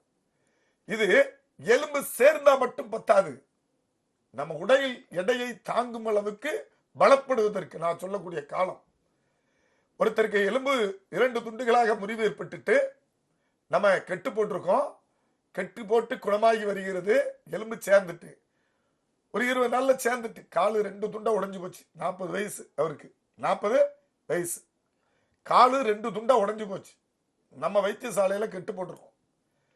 அது அழகா 20 நாள்ல சேர்ந்துரும். இன்னும் 20 நாள் எதுக்கு நம்ம ஓய்வு எடுக்க வைக்கும்? 20 நாட்களோ 40 நாட்களோ எதுக்கு ஓய்வு எடுக்க வைக்கும்? நம்ம உடல் எடையை தாங்கும் அளவுக்கு அங்க எலும்பு இறுகி போறதுக்காக, அங்க கால்சியம் டெபாசிட் ஆகுவதற்காக, நமக்கு அங்க உறுதியுடன் சேர்ந்து கொள்வதற்காக, உடல் எடையை தாங்கி உறுதியுடன் சேர்ந்து கொள்வதற்காக நம்ம 60 நாள் வரைக்கும் அங்க ஓய்வு எடுக்க வைக்கும். அப்படி ஓய்வெடுத்த பிறகு ஒரு வேலைன்னா வேலை, அதாவது என்ன வேலை ஏற்கனவே செஞ்சாரோ, கையின்னா நல்ல வலுவான வேலைகளை செய்ய வச்சிருந்தோம், காலுன்னா நல்லா நடக்க வச்சு வலுவான வெயிட்டை தூக்க வச்சு வேலை செய்யற அளவுக்கு ஒரு குறிப்பிட்ட மாதத்துக்கு பிறகு அந்த உடம்புல எலும்பு முறிவு ஏற்பட்டதற்கான ஆதாரமே இல்லாம நம்மளோட பாரம்பரிய மருத்துவத்துல நிரந்தரமா குணமாயிரும். அதே மாதிரி பாத்தீங்கன்னா எலும்பு முறிவுக்கு அவங்க உடல் ஆரோக்கியத்தை பொறுத்தது குணமாகுவது, உடல் ஆரோக்கியத்தை பொறுத்தது. ஒருத்தருக்கு நிறைய மஞ்சக்காமலை இருக்கு, ரத்தம் ஃபுல்லா கிருமி இருக்கு. அவருக்கு ஆரோக்கியமா 2 பேர் இருக்காங்க. ஒருத்தன் ஆரோக்கியமா இருக்கான், எந்த ஒரு குடிப்பழக்கமும் உள்ள, நல்ல டெய்லி உடற்பயிற்சி, நல்லா சத்தான உணவுகள் சாப்பிட்டு ஆரோக்கியமா இருக்கான். இன்னொருத்தன் உலகத்துல இல்லாத கெட்ட பழக்கத்தெல்லாம் செஞ்சு மஞ்சக்காமலை வியாதிலாம் வந்து இருக்கான். 2 பேருக்கு எலும்பு உடைஞ்சு போச்சு. அப்போ இந்த மஞ்சக்காமலை வியாதி உள்ளவருக்கு சீக்கிரம் சரியாயிருமா, அல்லது இந்த ஆரோக்கியமா இருக்கக்கூடிய நபருக்கு சரியா வர்ற மாதிரி மஞ்சக்காமலை நோயாளி எதிர்பார்க்க முடியுமா? முடியாது. ஏன்னா ரத்தம் யாருக்கெல்லாம் சுத்தமா இருக்கோ, உடற்பயிற்சி செய்து சத்தான உணவுகளை உட்கொண்டு ஜீரண சக்தியோடு ஆரோக்கியத்தோடு இருப்பவர்களுக்கு நமக்கு எலும்பு முறிவு சீக்கிரம் குணமாயிரும். ஏன்னா நமக்கு எலும்பை நம்ம ஒட்டி வச்சு கெட்டு போடுறோம். யார் சேக்கா? நானாபி சேக்க உள்ள போய் நானாபி மந்திரம் போடுற ஐயா சேந்திர அப்படின்ட்டு கிடையாது. நம்ம எலும்பு முறிஞ்ச இருமுனை பகுதிகளையும் துல்லியமாக ஒன்று சேர்த்து கெட்டுறோம். அங்க ரத்தம் அந்த எலும்பு திசுகளை அங்க வச்சு வளர்த்து விடுது. அப்ப ரத்தம் சுத்தமா இருக்கணும்ல. ஒரு செடி இருக்கு, செடி வந்து சாஞ்சு போச்சு அல்லது உடைஞ்சு போச்சு, ஏதோ ஒண்ணு, நம்ம அதை நேர்படுத்தி கெட்டு ஒரு திருப்பி குழியை கிண்டி வச்சு செடியை வச்சு தண்ணி ஊத்துறோம். நல்ல தண்ணி ஊத்துறா எப்படி ஆரோக்கியமா வளரும்? உப்பு தண்ணி ஊத்துறா வளருமா? லேட் ஆகும். அதே மாதிரிதான் நமக்கு அங்க ரத்தம் ஆரோக்கியமாக சுத்தமாக இருக்கும்போது நமக்கு அங்க எலும்பு முறிவு எளிதில் குணமாகும். ஆரோக்கிய குறைபாடுகள் இருந்தா நமக்கு எலும்பில் பிரச்சனை ஏற்படுறதுக்கு, அந்த எலும்பில் சேர்வதில் காலதாமதம் ஏற்படுவதற்கு வாய்ப்பு இருக்கு. ஆனா எலும்பு முறிவுங்கிறது யாருக்கு எந்த வயதுல எத்தனை துண்டுகளாக எலும்பு முறிவு ஏற்பட்டாலும் 100% சேர்ந்துடும். அதுல எந்த ஒரு மாற்று கருத்துமே கிடையாது. இப்ப ஒருத்தருக்கு எலும்பு முறிவு ஏற்படுது, நம்ம கெட்டு போட்டா மட்டும்தான் சேருமா? நம்ம வைத்தியம் பார்த்தா மட்டும்தான் சேருமா? இல்ல, அசையாம வச்சிருந்தாலே சேரும். ஒருத்தருக்கு காலு 2 துண்டா உடைஞ்சு போச்சு, ஒரு ரூமுக்குள்ள போட்டு எங்க வெளியில விடாம பூட்டு போட்டு சாப்பாடை மட்டும் கொடுத்து பாருங்க, ஒரு 40 to 60 நாள்ல கால் சேர்ந்துடும். ஆனா வளைந்து சேருவதற்கு வாய்ப்பு இருக்கு. வளைஞ்சு போயிடும்.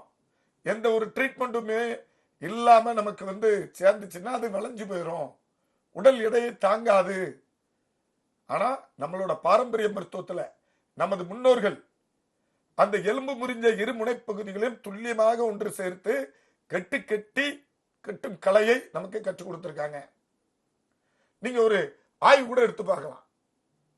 பாரம்பரிய மருத்துவத்துல கட்டு போட்டு குணமானவங்களுக்கு எலும்பு முறிவு ஏற்பட்டு, பாரம்பரிய மருத்துவத்துல கெட்டு போட்டு குணமானவங்களுக்கு ஆயுள் அதிகமா, அல்லது அறுவை சிகிச்சைக்கு போய் தோள்களை அறுத்து சதைகளை பிளந்து நல்லா இருக்கக்கூடிய எலும்புகளெல்லாம் துளையிட்டு மஜ்ஜையெல்லாம் சேதப்படுத்தின பிறகு நிறைய மருந்து மாத்திரைகள் சாப்பிட்டு கிட்னிலாம் பாதிக்க வச்சு அவருக்கு ஆயுள் அதிகமா அப்படிங்கிறத நம்ம ஒரு ஆய்வு எடுத்து பார்க்கலாம். இதெல்லாம் எடுத்து செய்ய மாட்டாங்க.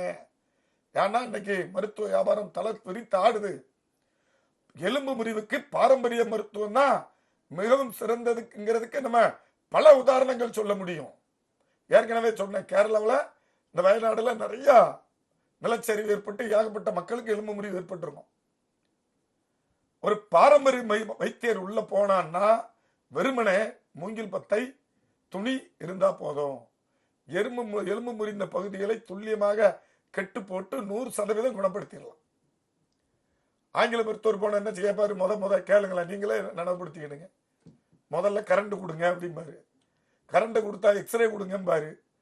இப்படி போய்கிட்டே இருக்கும். அவங்களால வைத்தியம் பார்க்க முடியாது. எந்த நாட்டில் எப்போ என்ன பேரிடர் இருக்கா வருது, எப்போ என்ன நடக்க போகுதுன்னு யாருக்கும் தெரியாது. அதனால இந்த உலகம் உள்ள வரை நம்மளோட பாரம்பரிய மருத்துவம் எலும்பு முறிவுக்கு கட்டாயம் தேவை. சிறந்தது பாரம்பரிய மருத்துவம் தான் சிறந்ததுங்கிறதுக்கு நிறைய உதாரணங்கள் சொல்ல முடியும். இன்னும் அதாவது பாருங்க, இப்போ ஒரு செடி இருக்கு, அதுக்கு வந்து ஒரு உடைஞ்சு போச்சு, இந்த செடி உடைஞ்சு போச்சு. நல்ல தண்ணி விட்டோம்னா நமக்கு வந்து நல்ல தண்ணி விட்டோம்னா என்ன செய்யும், அந்த செடி பச்சை பச்சைன்னு வளரும். ஒரு உப்பு தண்ணி விட்டுட்டோம்னா அது வந்து வாடி போகும். அதே மாதிரிதான் நம்ம உடம்பும். இன்னைக்கு இருக்கக்கூடிய இளைஞர்களுக்கு எலும்பு முறிவு ஏற்பட்டு வந்தாலே பார்த்து மஞ்சக்காமலை இருக்கா, கிட்னி ஃபெயிலியர் இருக்கான்னு பார்த்துட்டு வைத்தியம் பார்க்கக்கூடிய, ஜாக்கிரதையா பார்த்துட்டு வைத்தியம் பார்க்கக்கூடிய நிலைமைக்கு ஆளாயிருக்கும். இன்னைக்கு எனக்கு வந்து 43 வயசு ஆச்சு. 18 வயசுல இந்த தொழில எங்க தாத்தா இங்க இறக்கி விட்டாங்க. 18 வயசுக்கு முன்னால கூட கிட்டத்தட்ட 25-26 வருடங்களாக நான் இதுல தனியாவே சிகிச்சை கொடுத்துக்கிட்டு இருக்கேன். யாரும் துணையும் இல்லாம, தாத்தா துணையெல்லாம் இல்லாம 18 வயசுக்கு மேல 25 வருஷம் ஆச்சு. ஆனா நான் முதல்ல சிகிச்சை கொடுக்கும் போதெல்லாம் இந்த ஒரு கிட்னி ஃபெயிலியர் இருக்கா, மஞ்சக்காமலை இருக்கா, ஏதாவது தோல் வியாதி இருக்கா அப்படின்னு எல்லாம் பார்த்து பயப்பட தேவையில்லை. யாருக்கும் ரத்தம்லாம் கெட்டு போகாம தான் இருந்துச்சு. ஆனா இன்னைக்கு ஒவ்வொரு இளைஞர்களுக்கும் கிட்னி ஃபெயிலியர் இருக்கா, மஞ்சக்காமலை இருக்கா அப்படின்னு அவங்க ஹிஸ்டரியை விசாரிக்க வேண்டியது இருக்கு. ஏன்னா மது போதைக்கு அடிமையாகி லிவர் போய், கிட்னி போய், உள்ளுறுப்புகள்லாம் கெட்டு போய் அவங்க வாழ்ந்துகிட்டு இருக்காங்க. இந்த டயத்துல எலும்பு முறிவு ஏற்பட்டுச்சுன்னா ரத்தத்தை சுத்தமாக கொடுக்கக்கூடிய பொறுப்பு யாருக்கு இருக்கு? லிவருக்கு இருக்கு. அடுத்தபடியாக பாத்தீங்கன்னா கிட்னிக்கு இருக்கு. இவங்க எல்லாம் ஆரோக்கியமா இருந்தா தானே ஒரு உடம்புல லிவரு, கிட்னி எல்லாம் அவங்க எல்லாம் ஆரோக்கியமா இருந்தா தானே ரத்தம் சுத்தமா இருக்கும். அவங்க எல்லாம் கெட்டு போனா ரத்தம் எப்படி ஆரோக்கியமா இருக்கும்? ரத்தம் ஆரோக்கியமா இருந்தா தானே எலும்பு முறிவு ஈஸியா குணமாகும். அதனால வந்து இன்னைக்கு இருக்கக்கூடிய தலைமுறைகள் ரொம்ப ஜாக்கிரதையா, அந்த தாய் தகப்பன் நீங்க ஏதோ பையன் குடிச்சிட்டு வரான் அப்படின்னு பெருமையா மகன் குடிச்சிருக்கான், இந்த டயத்துல வந்துட்டு பேசாதான்னு பெருமையா சொல்லக்கூடிய தாய்மார்கள்லாம் இருக்காங்க. இதெல்லாம் வாழ்க்கையில அடுத்தவங்களை விட உங்களுக்கு தான் பாதிப்பு அதிகம். நிறைய பேரை பார்க்க நான் இப்போ தாய்க்கு எலும்பு முறிவு ஏற்பட்டு பையன் கூட்டு வர்ற காலம் போய், பாட்டிக்கு எலும்பு முறிவு ஏற்பட்டு பேரன் கூட்டி வர்ற காலம் போய், பேரனுக்கு எலும்பு முறிவு ஏற்பட்டு பாட்டி கூட்டு வந்துகிட்டு இருக்காங்க. பையனுக்கு எலும்பு முறிவு ஏற்பட்டு அம்மாமாரும் அப்பமாரையும் கூட்டு வந்துகிட்டு இருக்காங்க. இது எப்படி அப்படி காலம் மாறிக்கிட்டு இருக்கு. இது எங்க போகுதுன்னே தெரியல. அதனால எலும்பு முறிவு குணமாகணும்னா உடல் உள்ளுறுப்புகள் ஆரோக்கியமாக இருந்தா மட்டும்தான் நமக்கு எலும்பு முறிவு எளிதில் எந்த ஒரு பக்கவிளைவுகள் இல்லாம நிரந்தரமா குணப்படுத்த முடியும். அதனால இளைஞர்கள் இதை பார்த்துக்கிட்டு இருக்கக்கூடிய இளைஞர்கள் எந்த ஒரு கெட்ட பழக்கத்திலும் அகப்பட்டுக்கிடாம ரத்தத்தை சுத்தமா வச்சிருக்கும் போதுதான் நம்ம உடம்பு ஆரோக்கியமா இருக்கும். ஏன் சொல்றேன்னா, ஒரு செடி இருக்கு, நல்ல தண்ணியை விட்டா தானே இந்த செடி பச்சை பச்சேன்னு வளரும், நல்ல காய் காய்க்கும், பூ பூக்கும், காய் காய்க்கும், கனி கிடைக்கும். நீ இந்த மஞ்சக்காமலையும் கிட்னி ஃபெயிலியரையும் குடிச்சு கஞ்சா போதையோட லாந்தினா நாளைக்கு உனக்கு உடல் உறுப்புகள் கெட்டு போறது மட்டுமல்லாம பல நோய்கள் வந்து குழந்தைகள் பாதிப்பு ஏற்படுறது வரைக்கும், குழந்தை இல்லாம பாதிக்கப்பட்டு அவமானப்படுற வரைக்கும் வாய்ப்புகள் இருக்கிறத இந்த நிகழ்ச்சி மூலமா சொல்ல கடமைப்பட்டிருக்கு. உங்க மருத்துவமனை எங்க இருக்கு அப்படிங்கறத பத்தி சொல்லுங்க. ஆமா, எங்களோட வைத்தியசாலை பாத்தீங்கன்னா சென்னையில வடபழனியில லக்ஷ்மண் சுருதிக்கு ஆப்போசிட்ல, அந்த உதயம் தியேட்டர்ல இருந்து கோயம்பேடுக்கு போற வழியில இடது பக்கத்துல புத்தூர் கட்டு போனன் ஜாயிண்ட் சென்டர் அப்படின்னு பெரிய போர்டு இருக்கும். சென்னையில இருக்கக்கூடிய நபர்களுக்கு யாருக்குமே எங்களோட வைத்தியசாலை தெரியாம இருக்கிறதுக்கு வாய்ப்பு கிடையாது. ஏன்னா எலும்பு முறிவுக்கு அவ்வளவு ஃபேமஸ் தாங்க. இப்ப பாத்தீங்கன்னா எலும்பு முறிவுக்கு நிறைய நாங்க காலங்காலமா சக்சஸ் பண்ணி பல லட்சக்கணக்கான பேர்களை குணப்படுத்தினதுனால ஜாயிண்ட் பெயின், சக்கரை வியாதினால வரக்கூடிய நோயாளிகள் நாளுக்கு நாள் அதிகமாகிட்டு இருக்காங்க. தோள்பட்டையில அந்த ஜாயிண்ட்டுக்குள்ள ஜவ்வுக்குள்ள ரத்தத்துல இருக்கக்கூடிய சக்கரை அமிலம் டெபாசிட் ஆகி ஜவ்வுக்குள்ள புகுந்து கோர்த்து தோள்பட்டை வலினால நிறைய பேரை பாதிக்கப்பட்டு அவதிப்பட்டுக்கிட்டு வராங்க. அவங்க எங்களோட வைத்தியசாலைக்கு தான் வராங்க. அதே மாதிரி பாத்தீங்கன்னா கணுக்கால்ல கருத்து போகுதல். இப்போ ஒரு பானையில அழுக்கு இருக்குங்க, பானையில அழுக்கு இருக்கு, தண்ணியில ஒரு பானையில தண்ணி இருக்கு, தண்ணியில அழுக்கு இருக்கு. அந்த அழுக்கு எங்க போய் படியும்? கீழே தான் படியும். அதனால நம்ம உடம்புல ரத்தத்துல கழிவு இருந்துச்சுன்னா நம்ம காலில் தான், கணுக்காலில் போய் தான் நமக்கு அங்க கெட்ட நீர்கள், கெட்ட தாது உப்புக்கள் அங்க போய் டெபாசிட் ஆயிரும். அப்போ அங்க கொஞ்சம் கொஞ்சமா டெபாசிட் ஆகும்போது அங்க ரத்தோட்டங்கள் குறைஞ்சு அங்க செல்கள்லாம் டெத் ஆகி போயிடும். சதைகள், ஜவ்வுகள், குருத்தெலும்புகள்லாம் பாதிக்கப்பட்டு அங்க கால் கருத்து போய் செல்கள்லாம் டெத் ஆகி தோள்கள்லாம் புண்ணாகி சீல் பிடிக்கிறத நம்ம பார்த்துக்கிட்டு இருக்கோம். இந்த மாதிரி நோயாளிகள்லாம் எங்களோட வைத்தியசாலையில சக்கரை வியாதினால, இப்ப சக்கரை வியாதி எதனாலலாம் வருது பாருங்க, உடற்பயிற்சி இல்லாம. நான் நிறைய இந்த மார்க்கெட்ல எல்லாம் போய் ஃப்ரீயா இருக்கும்போது 18 வயசுக்கு முன்னாலலாம், ஏன்னா எலும்பு தான் நமக்கு தொழிலே ஆகிப்போச்சு, இனிமே அதை வெட்டுறதெல்லாம் பார்க்க போவேன். அந்த கிட்னியை சுத்தி கொழுப்பு நிறைய இருக்கும், லிவரை சுத்தி கொழுப்பு இருக்கும், கணையத்தை சுத்தி இப்படி முதுகு தண்டு விட பகுதியெல்லாம் சுத்தி நிறைய ஆடுக்கு கொழுப்புலாம் இருக்கும். அதே மாதிரிதான் மனிதர்களுக்கு லிவரை சுத்தி கொழுப்பு இருக்கிறதும் கிட்னியை சுத்தி கொழுப்புகள் இருக்கிறதும், இப்படி ரத்த நாளங்கள்லாம் கொழுப்புகள் அதிகமா இருக்கும்போது உடற்பயிற்சிகளே இல்லாம நமக்கு உள்ளுறுப்புகள் சரியா வேலை செய்யாம சக்கரை வியாதி போன்ற பல வியாதிகள் வந்து நமக்கு நம்ம பாதிக்கப்படுறத நம்ம பார்த்துக்கிட்டு இருக்கோம். இவ்வளவு நேரம் நான் கேட்ட கேள்விகளுக்கும் நேர்கள் கேட்ட கேள்விகளுக்கும் மிக தெளிவா விளக்கம் அளிச்சீங்க. நன்றி.